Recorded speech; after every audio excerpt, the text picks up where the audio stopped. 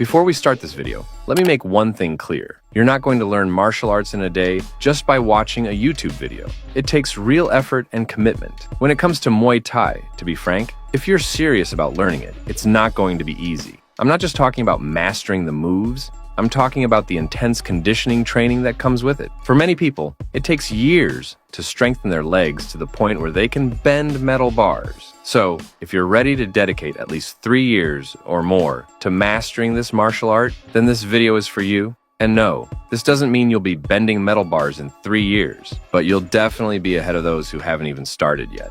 So, let's stop wasting time and jump right into the video. Heavy bag training is crucial in Muay Thai. The roundhouse kick, known as one of the most devastating kicks in Muay Thai, can knock out even the biggest MMA and BJJ fighters in a second. In fact, an experienced Muay Thai fighter can break the leg of any MMA or other fighter with their kicks, especially if that fighter hasn't conditioned their legs. So, the question is, how are you going to practice this deadly roundhouse kick without a heavy bag? Just doing shadow kicking at home won't be enough. You'll also need to strengthen your legs. The best and most effective way would be to practice kicking on a heavy bag. But if you don't have one, so you'll have to go to your backyard and find a tree to practice on. Then you'll have to practice roundhouse kicks on that tree until it bleeds. Just kidding. Seriously though, practicing on a normal tree won't condition your shins. You'll end up limping. You've probably seen that a lot of banana trees are grown around Muay Thai training gyms in Thailand. So if you have a banana tree in your backyard, you can try your roundhouse kick on that. Start slowly with proper technique for the first 1 to 2 months. Then you can start adding power. Now, I know not everyone has a banana tree, so for that, you can hang or place a rice bag or sandbag in your backyard to practice your low kicks and roundhouse kicks. That's your second option. The third and most effective way is to practice on a tire. Don't worry about finding a tire. You can often find old tires at junkyards, auto repair shops, or even on the side of the road. Just keep your eyes peeled and you're sure to find one. I know you're only going to do 2 of the methods I suggested, the sandbag and the tire. But before you start practicing directly after using these, you need to strengthen your legs a bit. As you know, running is very important in Muay Thai. You've probably heard many instructors say to run daily, but I completely disagree. Why? Because your legs need time to recover. Even if you're an intermediate and train your legs, I can guarantee you won't be able to run every day. A perfect example is Rod Tang. I don't need to tell you how great a Muay Thai champion he is. Well, talking about Rod Tang's training routine, he runs 15 kilometers 3 days a week without a break. However, you don't need to follow Rod Tang's routine, you won't be able to anyway. First, you should wake up at 6 a.m. and run 5 to 7 kilometers, maintaining a regular speed for 4 minutes in between, followed by 1 minute of sprinting. You can do this 3 days a week. You can gradually increase your speed as your endurance improves. Then, after that, practice 20 roundhouse kicks on each leg, followed by a 30-second break. Repeat this session for 3 minutes. Try to ensure that all the impact is on your shins. You might have seen in videos where trainers use wooden sticks to roll over their shins to harden them. You don't need to do all that nonsense. Just practice on a heavy bag with your shins. You'll notice that your shins will become less sensitive to pain. However, this won't happen in a week or a month, so be patient. Your shins are conditioned, but what about your elbows? Well, you can train your elbows on a sandbag, but I wouldn't recommend it because the skin on your elbows is thinner than your shins, and you might end up with cuts. So, wear an elbow guard or wrap a cloth around your elbow. Make sure the cloth isn't too tight or you'll have difficulty bending your elbow. Now you can practice. Aim for 20 to 30 solid strikes per round in the first 2 to 3 rounds of 3 minutes each. These are the drills: horizontal elbows, diagonal elbows, and uppercut elbows on the bag. Muay Thai does not include ground submissions, arm locks, or ground and pound techniques. However, it emphasizes clinching, which helps control an opponent and can serve as a way to prevent them from taking you to the ground before engaging in grappling or wrestling moves. Ideally, you need a partner for this, but let's assume you don't have one to practice with. In such a situation, you can practice clinching on a heavy bag, or even on the sandbag you have hanging in your yard. If you want to practice with a tire, the best approach is to use a rubber band or resistance band. Tie both ends of the band to the tire to create a simulated scenario where it feels like someone is trying to grab you, allowing you to practice clinching and defending yourself. To practice, you need to get into a clinch position and grab the sandbag. Use all the power in your right leg to strike hard with your knee, hitting with the pointed part. Perform 10 knee strikes for 3 rounds, alternating legs after each strike. After that, take a 15-second break. Then repeat the same drill, but this time, maintain your balance and form while striking non-stop for 30 seconds at full speed, again for 3 rounds. Next, move on to diagonal knees. Visualize holding your opponent and targeting their ribs and side with your knees at a 45-degree angle. Practice this on the sandbag, imagining an opponent in front of you in a clinch. Do this for 3 rounds on both sides, taking 30-second cooldown breaks in between rounds. If you're too tired, you can extend the break to 1 minute. After that, practice walking knees. Grab the sandbag and move forward while delivering knee strikes. Visualize clinching your opponent and advancing with each step and strike. Perform this for 10 steps over 3 rounds. Finally, work on switch knees. Lightly hold the heavy bag and alternate knee strikes while switching your stance.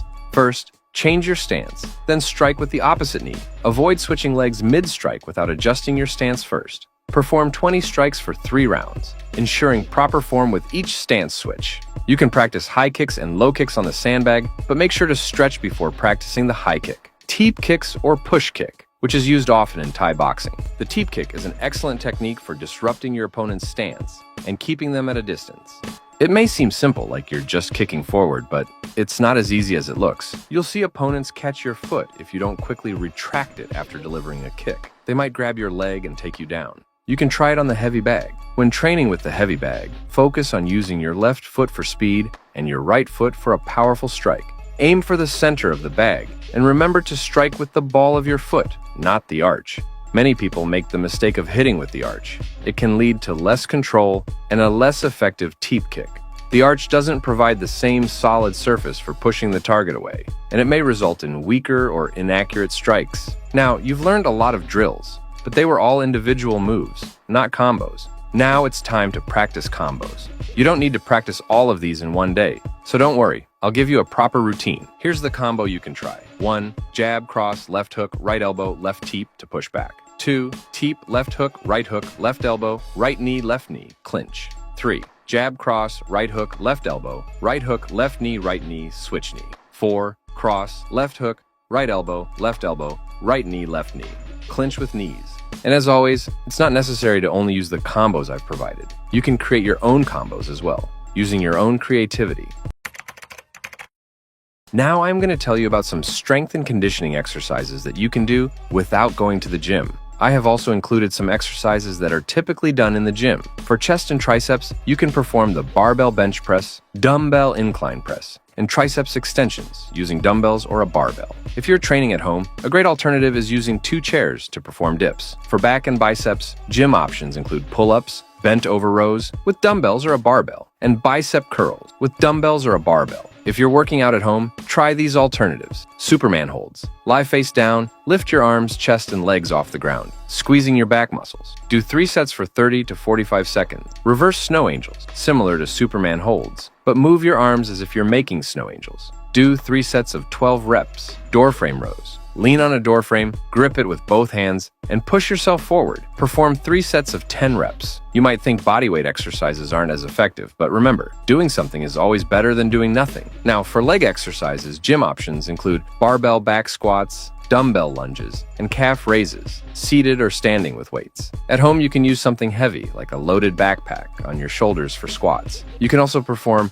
bodyweight calf raises, either seated or standing. Finally, for core training, you can include planks, weighted or unweighted, depending on your comfort level. Russian twists, using a weight plate or medicine ball, leg raises, bicycle crunches, and leg presses. For all these gym-based exercises, aim for 10 to 12 reps in 3 sets, maintaining proper form. If you're doing bodyweight exercises at home, follow the same structure where applicable. By staying consistent and gradually increasing intensity, you will see improvement in no time. Now we've covered the strength and conditioning exercise, which already combine both aspects, but some people might find them insufficient. That's why I've added bonus exercises. Burpee push-up combos. Perform 12 reps for 3 sets. This exercise boosts both your endurance and strength. Plyometric knee drives. These mimic knee strikes and help you develop explosive power. Do 10 reps for each leg, 3 rounds total. Mountain climbers. This classic exercise strengthens your core muscles, which are essential for balance during kicks and overall Muay Thai performance. Complete 4 rounds of 30 seconds each.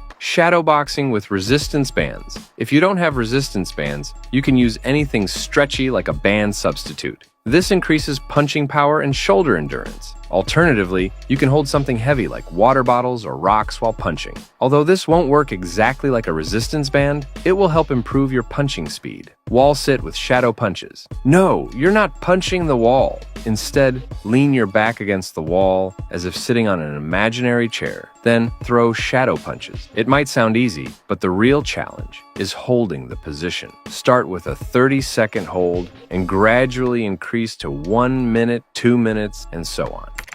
Now that I've shared all these exercises and drills, it would be incomplete without discussing diet. Here's a meal plan you can follow. For morning pre-training, have an oatmeal bowl made with 1 cup cooked oatmeal, 1 sliced banana, 1 tablespoon chia seeds, and 1/4 cup mixed nuts, almonds, walnuts. You can eat this either before or after running, depending on what works best for you. Personally, I prefer running on an empty stomach before eating anything. If you do eat beforehand, wait at least 30 minutes before starting your run to avoid cramps, bloating, or discomfort from undigested food. The next morning, switch it up with a green smoothie. 1 cup spinach, 1/2 cup frozen mango, 1 scoop of protein powder, whey or plant-based, and 1 cup almond milk. Alternate these morning options each day. For snacks, instead of eating random junk, try Greek yogurt with honey. 1 cup Greek yogurt, a drizzle of honey, and a handful of berries, blueberries or strawberries. For lunch, have a grilled chicken salad, 6 ounces grilled chicken breast, mixed greens, spinach, kale, arugula, cherry tomatoes, cucumber, and bell peppers with olive oil and balsamic vinegar dressing. Pair it with 1/2 cup of cooked quinoa or brown rice. Before evening training, fuel up with a fruit and nut energy bar, homemade or store-bought, and coconut water for hydration and electrolytes. Post-training, have a proper meal like baked salmon, a 6-ounce baked salmon fillet, 1 medium sweet potato, baked or mashed, and 1 cup steamed vegetables, broccoli or spinach, drizzled with olive oil. If you still feel the need for evening snacks, try a protein smoothie. 1 scoop of protein powder, 1 banana, a handful of spinach, blended with water or almond milk.